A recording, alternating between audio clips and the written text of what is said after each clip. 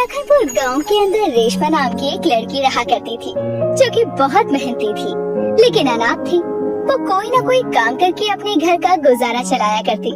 जब वो 10 साल की थी तो उसकी माँ चल बसी, जिसके कुछ सालों बाद उसके पिता उसे गांव में अकेला छोड़कर शहर चले गए और फिर वापस कभी आकर उसकी खोज खबर तक नहीं ली। कुछ न कुछ काम करके वो लड़की अपना पेट पाल रही थी। एक दिन उसके घर विमला काकी कुछ लड्डू लेकर आती है और कहती है, ले रेशमा, ये लड्डू मैं तेरे लिए लेकर आई हूँ। घर पर बच गए थे तो मैंने सोचा तू खा लेगी। वैसे भी गरीब बच्ची का पेट भरना चाहिए, जैसे भी भरे। शुक्रिया काकी। और मेरे पैसे? कैसे पैसे रेशमा? किन पैसों की बात कर रही है तू? काकी, मैंने आपकी बेटी की शादी में आपके घर का काम संभाला था और ये तो सब जानते हैं ना कि गांव में किसी के घर भी शादी होती है तो मैं झाड़ू पोछे का काम संभालने के पैसे लेती हूँ। अरे कैसी बातें कर रही है रेशमा, अब अपनी काकी से भी पैसे लेगी क्या? पैसे के बदले लड्डू तो दे रही हो ना।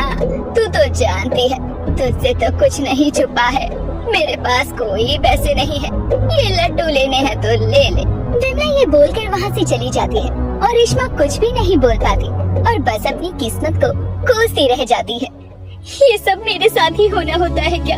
ऊपर वाले, तुझे मेरी हालत पर बिल्कुल भी तरस नहीं आता। पहले तो तूने मेरी माँ मुझसे छीन ली और उसके बाद मेरा बाप भी मुझे छोड़कर चला गया और अब पड़ोसी दिए हैं तो वो भी ऐसे। रेशमा खुद ही गुस्सा कर खुद ही शांत हो जाती है और अपने गुजारे के लिए अब एक केशवलाल सेठ के खेत पर काम करने लगती है, जो कि उस पर बुरी नजर रखा करता था और अधेड़ उम्र का आदमी था। वो खेत में बीज बोती रेशमा को देखकर कहता है, सच कहूँ तो रेशमा, तुझे इतना काम करते देख मुझे बड़ा दुख होता है। अभी भी समझा रहा हूँ, ब्याह कर ले मुझसे, फिर हाथ में माटी और बीज की जगह नोटों की गड्डियाँ होंगी, गड्डियाँ, देख लेना। सेठ जी, आपने समाचार सुना? पड़ोस के किशनगढ़ में ना एक किसान की बेटी को एक जमींदार परेशान किया करता था। फिर ना एक दिन तंग आकर उस लड़की ने खुरपी से जमींदार की गर्दन ही धड़ से अलग कर दी। ये सुनकर केशव बहुत ज्यादा डर जाता है और सक पकाते हुए कहता है, वो सब झूठ है, तुम अपने काम पर ध्यान दो, ठीक है? वरना पगार काट लूंगा, समझी? केशव ये बोलकर वहाँ से चला जाता है। रेशमा मुस्कुराती हुई अपने काम करने लगती है। जब भी केशव सेठ उसे परेशान करता तो वो झूठी कहानियाँ सुनाने लगती और केशव मरने से बहुत डरता था। वो वहाँ से भाग जाया करता। दिन ऐसे ही गुजर रहे थे। रेशमा कुछ न कुछ काम कर अपना गुजारा किया करती। एक दिन वो खेत से घर जाते हुए एक जगह पर बहुत भीड़ देखती है और खुद से कहती है, अरे ये इस जगह पर इतनी भीड़ क्यों है? मुझे लगता है मुझे जाकर देखना चाहिए, आखिर यहाँ चल क्या रहा है। रेशमा वहाँ जाकर देखती है तो वहाँ एक पानी पूरी वाला पानी पूरी बेच रहा था और उसकी दुकान पर बहुत ज्यादा भीड़ लगी थी। इतनी भीड़ को देखकर रेशमा के मन में सवाल आता है, अरे ऐसे भी कौन से पानी पूरी दे रहा है जो पूरे गांव वालों ने इतनी भीड़ लगा रखी है? औरतें तो छोड़ो, आदमी भी दुकान पर खड़े होकर पानी पूरी खा रहे हैं। मुझे भी ये पानी पूरी खाकर देखनी चाहिए, आखिर ऐसा क्या है इसकी पानी पूरी में। रेशमा ये बोलकर अपनी जेब को टटोल कर देखती है तो उसके पास मात्र 10 रुपए थे। वो 10 रुपए का नोट देखकर खुद से ही बोलती है, एक काम करती हूँ, 10 रुपए की पानी पूरी खा लेती हूँ, आखिर पता तो चले कि इस पानी पूरी में ऐसा है क्या जो गांव वालों ने इसकी दुकान पर जमावड़ा लगा रखा है। रेशमा भी ये कहकर उस भीड़ में शामिल हो जाती है और पानी पूरी का इंतजार करने लगती है। लेकिन जैसे ही रेशमा का नंबर आता है तो पानी पूरी वाला मनोज कहता है, अरे माफ करना, पानी पूरी तो खत्म हो गई है। कोई बात नहीं, मैं फिर कभी यहाँ आऊँगा तो सबसे पहले तुम्हें ही पानी पूरी खिलाऊंगा, ठीक है? खत्म हो गई? ऐसे कैसे खत्म हो गई? अरे ऐसा भी क्या बेचते हो तुम पानी पूरी में मिलाकर जो पूरा गांव तुम्हारी पानी पूरी पर टूट रहा है? मैं तुम्हें ऐसे तो नहीं बता सकता। जब मैं अगली बार पानी पूरी दोबारा लेकर आऊँगा तब तुम खुद खाकर देख लेना, ठीक है? मनोज ये बोलकर अपना ठेला लेकर वहाँ से चला जाता है। वहीं रेशमा भी बड़बड़ाते हुए अपने घर की तरफ जाने लगती है और अपने घर जाकर खुद से बोलती है, आखिर क्या है ऐसा उस पानी पूरी वाले की पानी पूरी में जो पूरा गांव उसकी पानी पूरी के पीछे इतना पागल है। कितनी भीड़ लगा रखी थी, लप्पू से तो पानी पूरी है। मैंने तो आज तक इतनी भीड़ पानी पूरी वाले की दुकान पर नहीं देखी। अब तो कल उसकी पानी पूरी खाकर देखूंगी, तभी मुझे पता चलेगा। रेशमा ये बोलकर सोने चली जाती है, लेकिन उसके दिमाग में पानी पूरी का ही ख्याल आ रहा था और उसे नींद नहीं आती। वो सपने में भी खुद को पानी पूरी खाते हुए देखती है और बहुत बेचैन हो जाती है। कुछ दिन बीतते हैं और उसके बाद मनोज पानी पूरी वाला गांव में दोबारा आता है और अपने वादे को निभाते हुए वो सबसे पहले पानी पूरी रेशमा को खिलाता है। रेशमा वो पानी पूरी खाती है तो उसे बहुत स्वादिष्ट लगती है और उसे खाने के बाद रेशमा अपने घर की तरफ बढ़ते हुए खुद से कहती है, मानना पड़ेगा पानी पूरी तो बहुत स्वादिष्ट थी। गांव वालों को पसंद भी आ रही है, लेकिन ऐसी पानी पूरी तो मैं भी बना सकती हूँ। मैंने आज तक गांव की कई शादियों में तरह तरह के पकवान बनाए हैं, तो ये पानी पूरी किस मर्ज की दवा है। अब रेशमा केशव सेठ के घर पर उसके घर का काम करने के लिए जाती है और जैसे ही केशव सेठ थोड़ा इधर उधर होता है, वो केशव का मोबाइल लेकर उसमें YouTube की वीडियोस प्ले करती है और पानी पूरी बनाने की विधि देख लेती है और अपने मन में ठान लेती है कि वो पानी पूरी का ठेला लगाएगी। अब तो रेशमा तुझे पानी पूरी का ठेला लगाने से कोई नहीं रोक सकता। वो पानी पूरी वाला बाहर से पानी पूरी बेचने आता है। लोग इतना पागल होकर उसकी पानी पूरी खाते हैं। जब गांव में ही पानी पूरी मिलेगी तो सोच तेरी कितनी अच्छी कमाई होगी।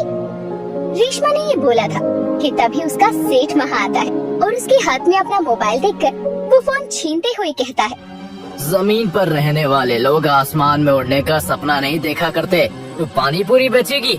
तेरी शक्ल देखी है तूने? तू हमेशा दूसरों के यहाँ काम करने के लिए पैदा हुई है और बड़ी पानी पूरी बेचने वाली। सेठ ऐसा मत कहो, इंसान चाहे तो क्या नहीं कर सकता। आपके यहाँ काम करती हूँ, इसीलिए मुझे पैसे देते हो, मुफ्त का नहीं खाती जो आप मुझे सुना रहे हो। अब रेशमा ना आपको पानी पूरी बेच कर दिखाएगी, देख लेना आप। रेशमा अपने घर आती है। वो ठान चुकी थी कि वो अपने जीवन में कुछ करके दिखाएगी। उसने अपनी शादी के लिए कुछ पैसे खुद ही जोड़े थे, क्योंकि वो अनाथ थी। उसका भविष्य सोचने वाला कोई नहीं था।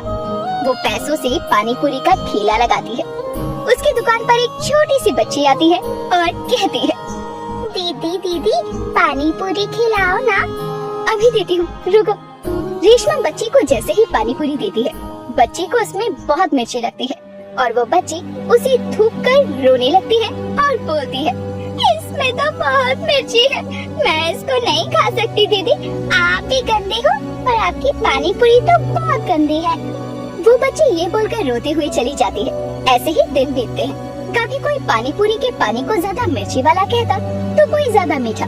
इन सब चीजों से वो बहुत परेशान हो जाती है और घर में अकेली बैठकर ये सब सोच रही होती है कि तभी वहाँ विमला एक बर्तन में कुछ खाने को लेकर आती है और रेशमा से कहती है, ले रेशमा, तेरे लिए हलवा लेकर आई हूँ।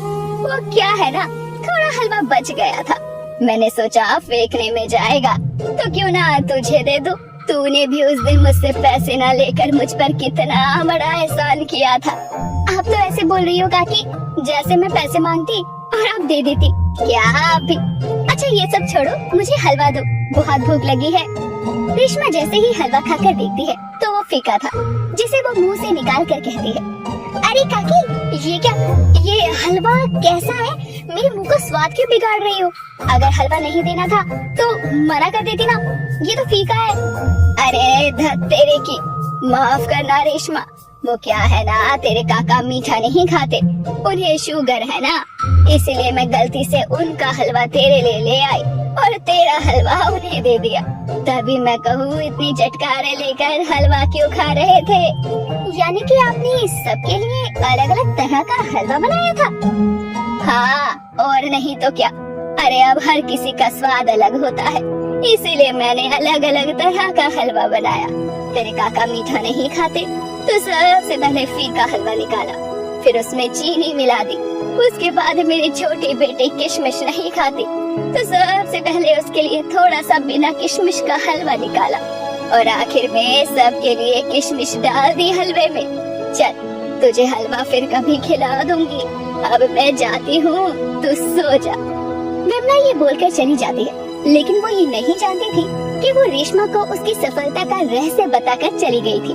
जिसके बाद रेशमा सोती नहीं है और पूरी रात मेहनत कर पानी पूरी के लिए अलग अलग तरह का पानी बनाती है और 6 बर्तनों में भर लेती है। उसने पानी पूरी के लिए पूरी रात जगकर मीठा पानी तैयार किया, पुदीने का पानी बनाया, इमली का पानी बनाया, धनिया का पानी, जीरे का पानी और हींग का पानी भी तैयार किया, जिसे अगले दिन वो बेचने लगती है और उसकी दुकान पर बहुत भीड़ होती है और सब उसकी पानी पूरी की तारीफ कर रहे थे। उसकी पानी पूरी कुछ ही घंटों में खत्म हो जाती है। तभी एक डोना लिए एक हाथ आगे आता है और वो हाथ मनोज का था।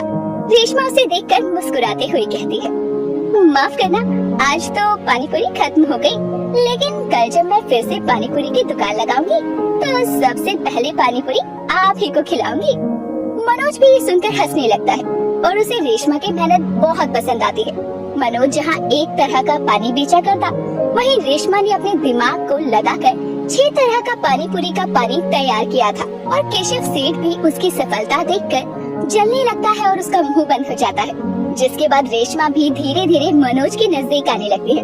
दोनों एक दूसरे के साथ शादी कर लेते हैं और मिलकर अपनी पानी पूरी का ठेला चलाने लगते हैं और दूर दूर तक गाँव में मशहूर हो जाते हैं।